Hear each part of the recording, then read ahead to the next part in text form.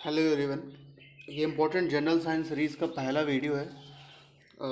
तो इस सीरीज़ में क्या होने वाला है कि इस पे आपको हर वीडियो में ऑलमोस्ट 30 क्वेश्चंस मिलेंगे। 30 में से समझ लो कि जैसे फिजिक्स से हो जाएगा 9 क्वेश्चन, और ऐसे ही केमिस्ट्री से 9 और बायोलॉजी से 9। तो ये जो क्वेश्चंस हैं बेसिकली ये ग्रुप डी के लिए हैं, जो बहुत इंपॉर्टेंट क्वेश्चन होने वाले हैं आपके लिए। तो शुरू करते हैं पहले क्वेश्चन से। तो पहला क्वेश्चन है, जड़त्व की परिभाषा न्यूटन के किस नियम से संबंधित है? तो जो आपका आंसर होने वाला है आपको दिख रहा है कि प्रथम नियम से। अच्छा, मैंने इस पे ऑप्शंस ज़्यादा नहीं डाले हैं, वन लाइनर क्वेश्चंस कराए हैं कि कम टाइम में ज़्यादा क्वेश्चंस हो जाएं। ठीक है, तो आपको क्या करना है कि इनको या तो नोट डाउन कर लेना कॉपी में और अच्छे से याद कर लेना। ठीक है, क्योंकि आपको ये बहुत ज़्यादा काम आने वाले हैं आपके एग्जाम्स में। तो नेक्स्ट क्वेश्चन है, बल की परिभाषा न्यूटन के किस नियम से संबंधित है? तो ये क्वेश्चंस बहुत ही नॉर्मल क्वेश्चन है, आप सबको पता ही होंगे पहले से, बट फिर भी एक बार रिवीजन आपका होने वाला है। ठीक है, तो इसका आंसर हो जाएगा दूसरे नियम से। तो नेक्स्ट क्वेश्चन है, यदि कोई बल एक ही वस्तु पर क्रिया करता है तो उसका परिणामी बल होगा। तो जो इसका आंसर होने वाला है वो हो जाएगा शून्य। इसका आंसर शून्य हो जाएगा दोस्तों। तो नेक्स्ट क्वेश्चन है, किसी वस्तु का भार पृथ्वी पर अधिकतम कहाँ पे होता है? तो इसका आंसर हो जाएगा ध्रुवों पर। तो मैं आपको बता दूं ये क्वेश्चन बहुत ही इंपॉर्टेंट क्वेश्चन है, बहुत बार पूछा जाता है। ठीक है, तो इसको आप बहुत अच्छे से ध्यान रखिएगा, और इसके बहुत ज़्यादा चांसेस हैं कि आपके एग्ज़ाम में पूछा जाएगा क्वेश्चन ये, किसी न किसी सेट में ज़रूर आएगा। तो फिर से एक बार देखते हैं, किसी वस्तु का भार पृथ्वी पर अधिकतम कहाँ पे होता है? तो ध्रुवों पर होता है। ओके दोस्तों, तो नेक्स्ट क्वेश्चन देखते हैं, कोई वस्तु पृथ्वी पर गतिमान है, इसका कारण क्या है? तो जो इसका कारण है वो है घर्षण। ठीक है, फ्रिक्शन फोर्स जो होता है उसकी वजह से कोई भी वस्तु पृथ्वी पर गतिमान रहती है। ठीक है, तो आप इसको याद रखेंगे। तो नेक्स्ट क्वेश्चन है, किसी वस्तु का भार पृथ्वी के नीचे केंद्र पर क्या होता है? तो जो इसका आंसर हो जाएगा शून्य हो जाएगा। ठीक है, नेक्स्ट क्वेश्चन है, पृथ्वी के नीचे जी का मान क्या होता है? तो इसका आंसर भी शून्य हो जाएगा, आपको याद रखना है। अच्छा, ये लगातार शून्य वाले आंसर्स कुछ आ रहे हैं तो इनको आप थोड़ा गौर कीजिएगा, ये आपसे गलती ना होने पाए इनमें। ठीक है, तो नेक्स्ट क्वेश्चन है, पृथ्वी के ध्रुवों पर जी का महान, सॉरी गलती हो गई यहाँ पे, टाइपिंग मिस्टेक है कुछ। पृथ्वी के ध्रुवों पर जी का मान महत्तम होता है, जबकि विषुवत रेखा पर जी का मान क्या होता है?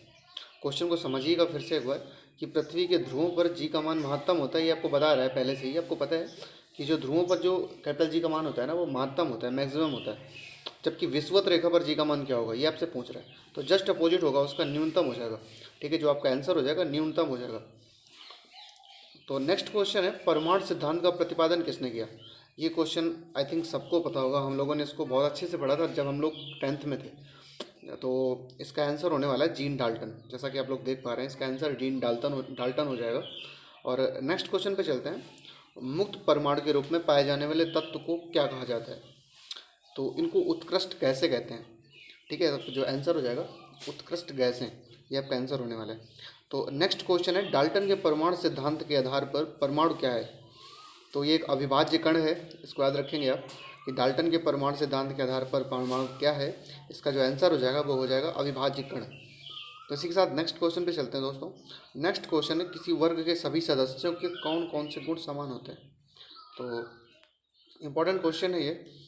तो इस क्वेश्चन को आप ऐसे समझिए कि जो आवर्त सारणी होती है ना, उसके जो बहुत सारे वर्ग होते हैं, तो वर्ग में बहुत सारे ऐसे तत्व भी रखे होते हैं, है ना, बहुत सारे तत्व रखे होते हैं, तो उनमें से सिमिलियर चीज़ क्या होती है जो सब में कॉमन होती है? तो एक वर्ग के जो सभी तत्व होंगे उनमें जो सिमिलियर चीज़ होगी, है ना, वो उनके रासायनिक गुण होंगे। ठीक है दोस्तों, आई थिंक आपको समझ में आ गया होगा। तो नेक्स्ट क्वेश्चन पे चलते हैं, उत्कृष्ट गैसों की संयोजकता कितनी होती है? तो ये कॉमन सा क्वेश्चन है, मतलब ये कॉमन सा क्वेश्चन, सॉरी, मतलब मेरा मतलब ये कहने का कि ये जो क्वेश्चन है, कि जो उत्कृष्ट गैसें होती हैं वो एक नहीं होती, बहुत सारी होती हैं। ठीक है, तो जो बहुत सारी गैसें होती हैं सबकी संयोजकता जो होगी शून्य होगी। आई थिंक आप समझ गए होंगे मैं क्या कहना चाह रहा हूँ। तो नेक्स्ट क्वेश्चन है, आवर्त सारणी में कुल आवर्तों की संख्या कितनी है?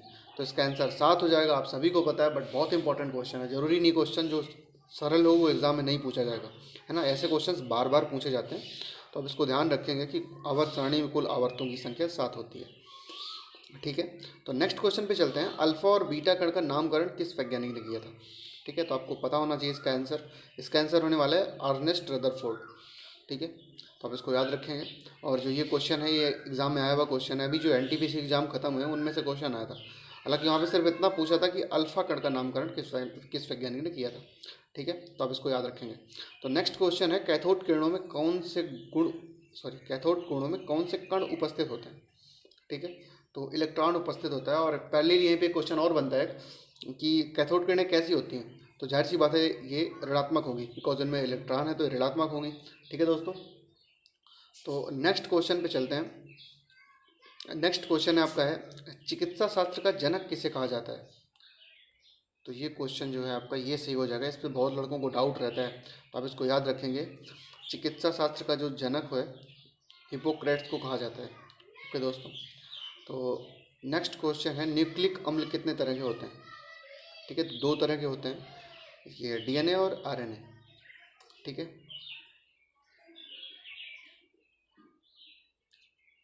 तो नेक्स्ट क्वेश्चन है, अनुवांशिक गुणों को माता पिता से संतानों में कौन पहुंचाता है। तो आपको इसका आंसर पता होगा, इसका आंसर हो जाएगा डीएनए। ठीक है, डाइबोस न्यूक्लिक एसिड, है ना, ये फुल फॉर्म होता है इसका। हालांकि एग्जाम में पूछा नहीं जाएगा, बट फिर भी आपको पता होना चाहिए। तो नेक्स्ट क्वेश्चन हो जाएगा, फूलों की रंगीन दलों की कोशिकाओं में प्रायः क्या पाया जाता है। तो जो इसका आपका आंसर हो जाएगा वो हो जाएगा एंथ्रोसाइनिन वर्ग के रंगीन पदार्थ।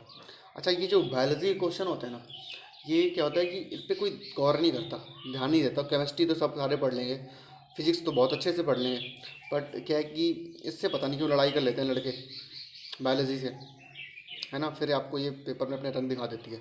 ऐसे क्वेश्चन सब एग्जाम में आते हैं कि फूलों की रंगीन दलों की कोशिकाओं में प्रायः क्या पाया जाता है, तो है ना, फिर आपका दिमाग ऐसे हैंग हो जाता है, समझ नहीं आता क्या होगा इसका, क्योंकि बायोलॉजी पे कोई ध्यान नहीं देता। तो आपको क्या करना है कि जो आपको बहुत ज़्यादा ध्यान देना है बायोलॉजी पे देना है, बहुत ज़्यादा तो नहीं, कम से कम जितना फिजिक्स पे दोगे उतना ध्यान तो इस पर दोगे ही। ठीक है, नहीं तो फिर दिक्कत हो जाएगी तुमको, क्योंकि वेटेज सबका सेम होता है। ठीक है, जो आपका जनरल साइंस का एग्जाम होने वाला है उसमें वेटेज ऑलमोस्ट सबका सेम ही होने वाला है ना।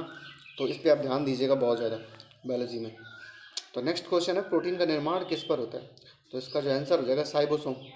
ओके दोस्तों, अच्छा साइबोसोम या फिर राइबोसोम, मेरे को डाउट हो रहा है, आप एक बार बताना मेरे को क्लियर करके कमेंट में। ठीक है दोस्तों, तो नेक्स्ट क्वेश्चन है, आरएनए कितने तरह के होते हैं। इसका फुल फॉर्म होता है आरएनए का राइबोस न्यूक्लिक एसिड।